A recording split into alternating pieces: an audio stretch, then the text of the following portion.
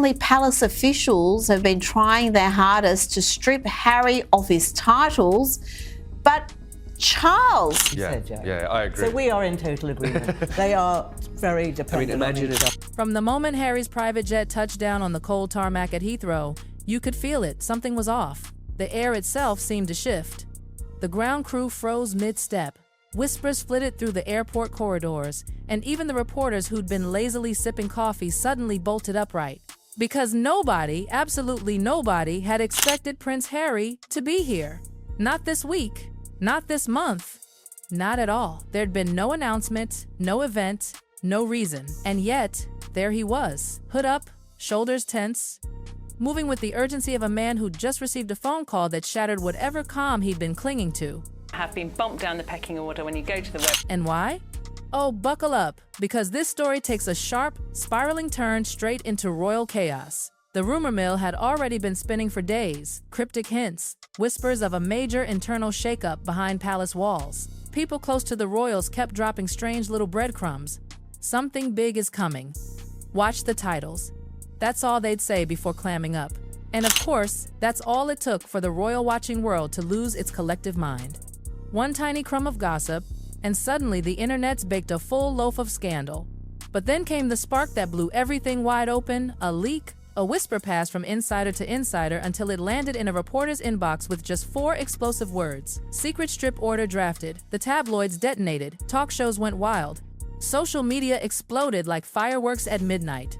Strip what? Strip who? And why in secret? People demanded. Some said it was about Harry and Meghan's titles. Others insisted it was about security privileges. But a few went further, claiming this was something even bigger, unprecedented. The palace, meanwhile, stayed utterly silent.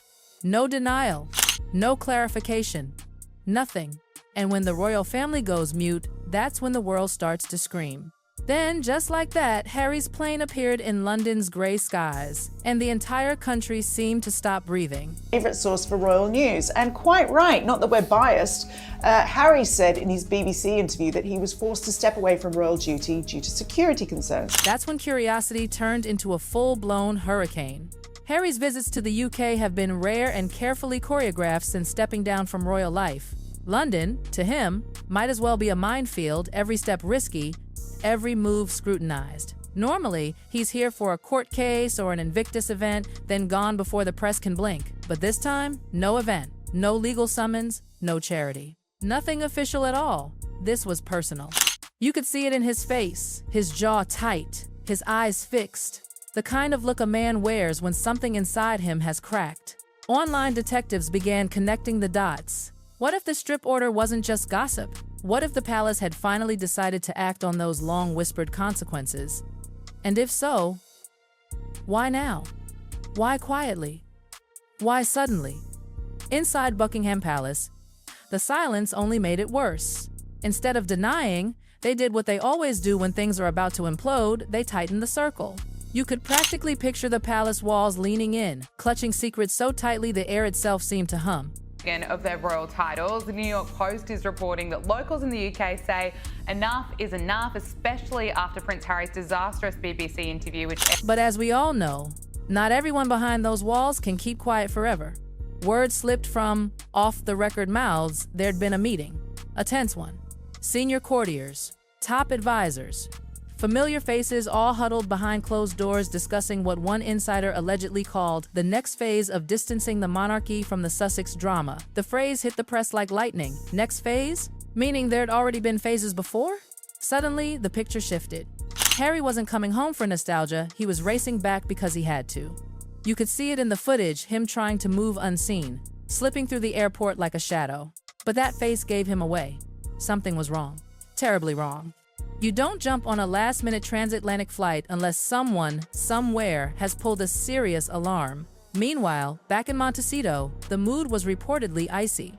Meghan had been spotted leaving their mansion hours before the news broke, and then, poof, disappeared. No statements, no smiles, no coffee runs. Just silence. And for two people who usually choreograph every public move like a Netflix special, that silence screamed louder than words. That's when royal commentators split into two camps. One side claimed the palace had finally begun the process of stripping Harry and Meghan's remaining titles, the Duke and Duchess of Sussex, gone for good. The other camp believed the real storm was about the children Archie and Lilibet and whether their royal titles might be revoked. That rumor hit like a grenade. Twitter caught fire, threads piled up by the thousands, screenshots, old interviews, clips dissected frame by frame, and endless body language experts analyzing who blinked at what moment. But then came the plot twist that made even insiders gasp. Sources claimed the supposed strip order wasn't unanimous. Some royals disagreed. Not everyone wanted to take the nuclear route, which meant behind those polished palace gates there was division. Quiet, strategic, ruthless division. Who was on which side? That became the billion-click question. Some said the senior royals had simply had enough of the Sussex circus, the lawsuits, the memoirs, the interviews. Others claimed powerful advisors were pushing for a clean break before next year's major royal anniversaries. But a few whispered something far more chilling, that this wasn't just about punishment, it was about survival. The monarchy protecting itself from imploding under the constant Sussex storm. As Harry's black car with the heavily tinted windows glided away from Heathrow, London itself seemed to buzz. Texts, live streams, paparazzi bikes weaving through traffic, theories spread like wildfire. Was he going straight to the palace? Meeting Charles in secret? Trying to negotiate? No one knew. And that silence, that royal silence was deafening.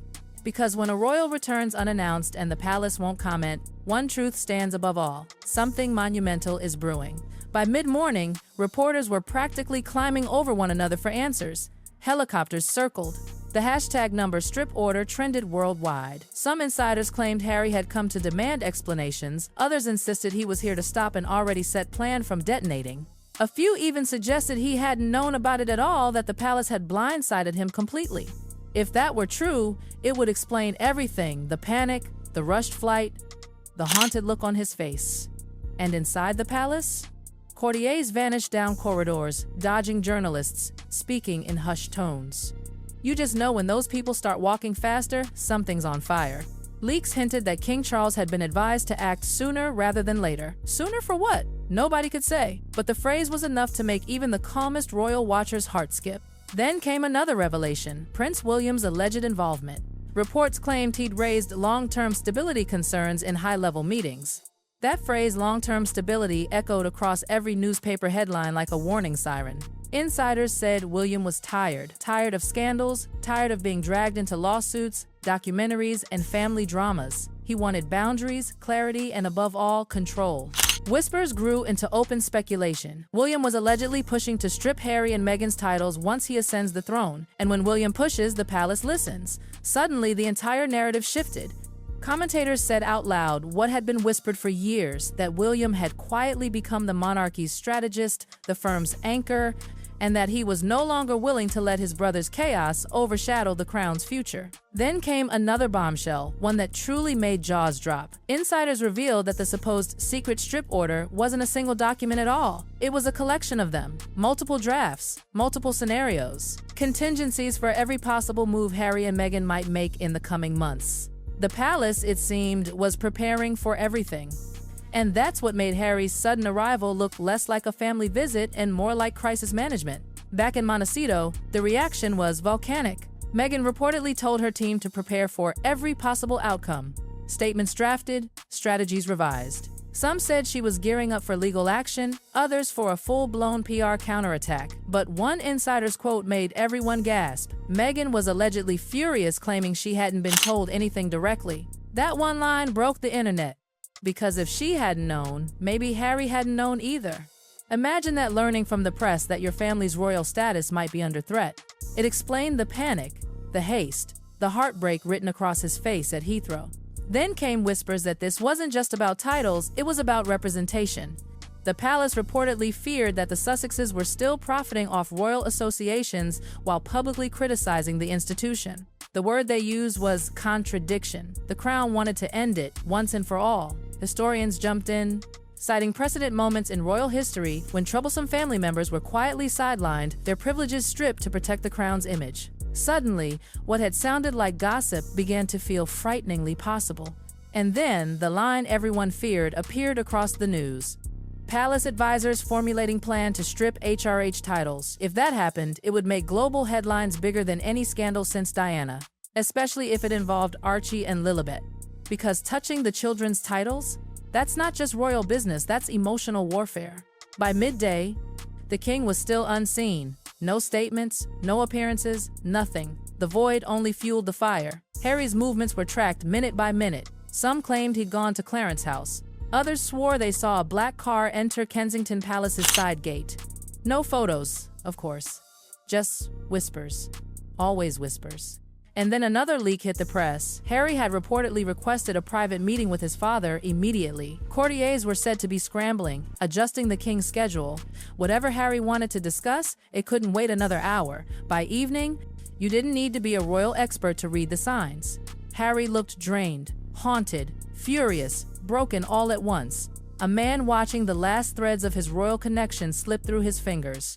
Anyone in his position would crack. Between the palace's silence, the media frenzy, Meghan's fury, and the looming threat to his children's status, who wouldn't? As dusk fell over London, the tension became almost unbearable. Buckingham Palace gates stayed open longer than usual. Guards whispered. A senior aide was seen pacing on the phone, his expression tight. Cameras flashed in every direction, but no one really knew what was happening inside. Some believed Charles and Harry were meeting right then, trying to salvage what little trust remained. Others thought William was present, steering the conversation. Still others said Meghan was frantically calling from California, demanding updates. Theories piled up faster than tweets. And then, when everyone thought the day couldn't twist any further, another rumor dropped like a guillotine. The palace, sources said, was preparing an announcement. Not tonight, but soon. Very soon. Those words set the internet ablaze. Because when the palace does speak, especially after a day like this, it's never good news. By the end of that endless night, one truth hovered over every newsroom, every timeline, every whisper in London's cafes. Something irreversible had shifted. Harry hadn't come back out of love. The palace wasn't staying quiet out of calm. The silence was strategy, the secrecy deliberate. And whatever happens next, whatever statement drops from those gilded walls will reshape the royal landscape for decades. As the city settled under a tense, sleepless sky, one question echoed everywhere on broadcasts. In group chats, in hushed conversations across the world, when the palace finally speaks, what exactly are they going to say?